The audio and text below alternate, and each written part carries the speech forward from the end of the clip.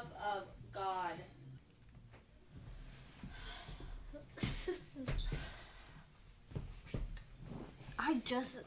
What is... You know what my shirt says too? Go cry about it. And guess what? No, it's going to be great. After we film, if you see me run to the bathroom, mind your business. I will do that anyway. I just got these done Saturday. Can I just say, Jaden's nails look beautiful. They did. They did. They Look. still do. No. You can't even see that. I have to go get it fixed. I have to.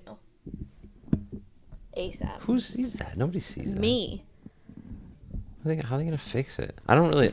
I'm sorry. I'm really naive. Are they real nails? Yeah, that's my real nail. Oh, so how are they gonna fix that? And it's because of this podcast that my nail broke, because it was while I was setting up the tripod.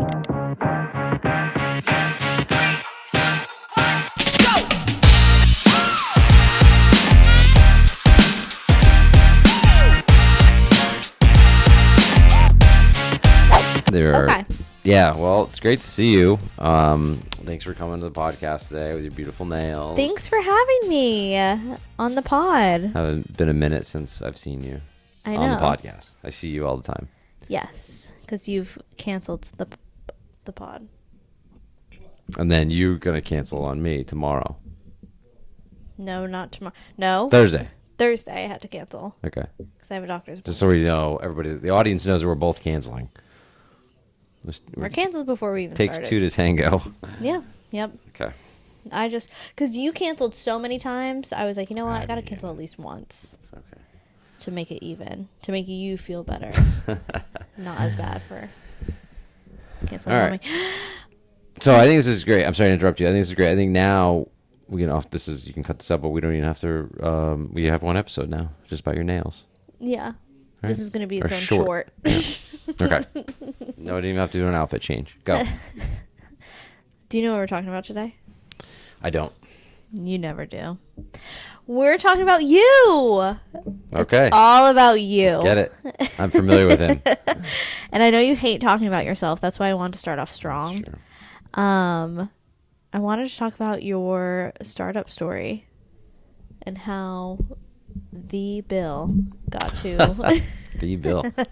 Wow. where you are today. I was a young boy, within young your lad. within the business. Debug Pest Control. This video is sponsored by. I'll try to do a condensed version. Yeah. For the purposes of our time constraints. Yeah, just quick. Like this is like hot. Yeah, so little... went to finished high school and then went to. This is like from the beginning. Yeah. Okay.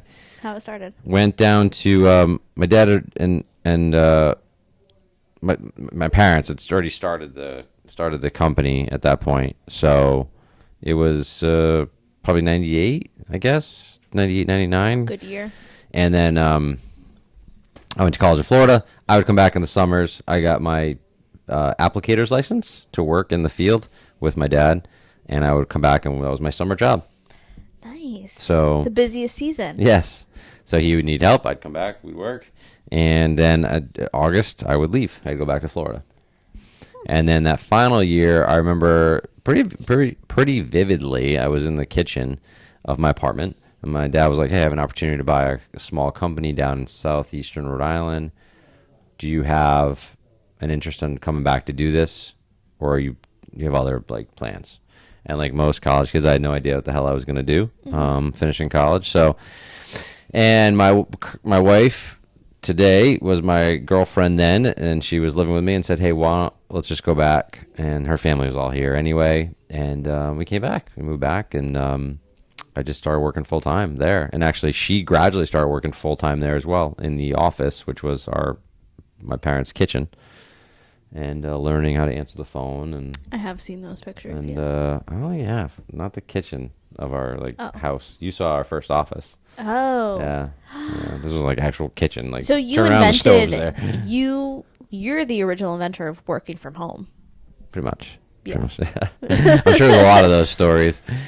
And then fast forward, we did our thing there that was 2002, and then somewhere in like 2008, 9, 10, we figured my parents were transitioning out. They were living in Nevada at the time, and we worked out like a buyout plan. And I don't know, 2015 ish. I think I finished like the formal buyout process, and then that gave us some capital to really like hit the gas.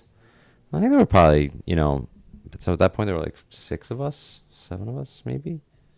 Wow. Employees. And then and then then I put my head down and we really got after it. And I think by the end of next week we'll have 41 people on payroll. Yeah. So What were some of the biggest challenges you faced in those early stages of the very beginning? I mean, I think just being young and like I was always learning and trying to get better, but just you didn't know what you didn't know, and I was just good at working hard, so like when in doubt. But I was building spreadsheets at 7 o'clock at night, forecasting models. Like, all right, if I just do this, we can get here. If I figure this out, but a lot of it was just not having the money to. It was a weird time because we were still advertising in the yellow pages. You're familiar with the yellow pages? Some vintage of you. Yes, as my son would say, I sound like a guy from the 1900s. Technically, Because I was born in the 1900s. I was too. He was not, though. And so he likes to remind me of that. But I think that was really it was, anyway, there was a tough time there. It was like starting to do the internet. And now JT works here. He was early like tech guy. So I knew him from high school, and he put together our logo and then built a website for me. And, so we had some early online presence, but we didn't really start like really hammering Google until he came on full time, which was probably 2018, 17, 18. And that's really where we saw this like exponential growth. Yeah. I can't emphasize enough how important it is to just put the right people around you. Of course. People make or break you. Yeah. And somebody said, or I read, I'm not sure, but like if you're the smartest person in the room, you're in the wrong room. But so many people want to be the smartest person in the room. Right. I do not. Boring. I do not. Yeah, I just surround myself with people that are better than me and let them cook, man. Like I think we've said that before on here, but like just stay in your lane. And so I've been pretty good at that over the years, in the last 5-6 years especially, just really trying to treat people well and have them believe in you and the company and our mission. And yeah, I think we're on course for another banner year. Wow. What? It's early, but You're thinking ahead. I am. Yeah. What advice would you give to someone who's thinking about starting their own business? Or at least taking over a business? I think you should always, I think it's a Simon Sinek book, but always start with why, or begin with the end in mind. Like, what are you doing it for? Some people, I want to make lots of money. Well, you can make lots of money doing lots of things. You're going to not make a lot of money for a long time. So be prepared to eat dirt, work long hours and not make a lot of money for a long time. Hopefully it's it's faster for some people than others, but it's a struggle, man. And it can be a lonely struggle as well, right. So try to find people that have built businesses, mentors, peers, what have you, that you can talk to, because you're going to need that support system. Right. Because if you're surrounded by, I think everybody goes through it, even if it's not an owning a business or starting a business mindset, but even look at when you start to get older and you're maybe in college and you're really focused on your studies, but your friends or the people you're surrounded with are focused on going out. Yeah. Yeah. So even in that sense. Yeah, there's so many everywhere. things. Yeah, you're this total of the 5 people you surround yourself. I mean, there's all kinds of things like that, but you are like, you need to. I was really lucky. A lot of my friends, and some of them not even close with necessarily anymore, but as I think where they are in their lives now, I think they're all doing really well, whatever that looks like for people. And you served each other for that time. And then the people I talk to on the regular right now are very successful people, seem very happy people. I kind of really keep that negativity out. I just don't. Like you say, serving, like it just doesn't, I just don't have time for that, honestly. It doesn't serve you. No, I don't like complaining. I like solutions. Which is funny because I feel like I complain a lot. Yeah, but it's more tongue in cheek.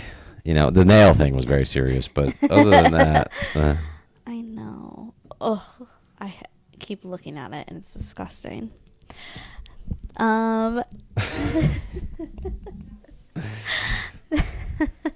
That's all I have for Okay. this episode. Thank God, because I've been pretty grossed out by this nail for the last 15 minutes. Listen, I'm just so upset. I can't. Do you have anything else to No, add? no. I tried to keep it short. Yeah, so we're getting ready to do our next one. Yeah. All right, let's rock and roll. And cross my legs the other way now.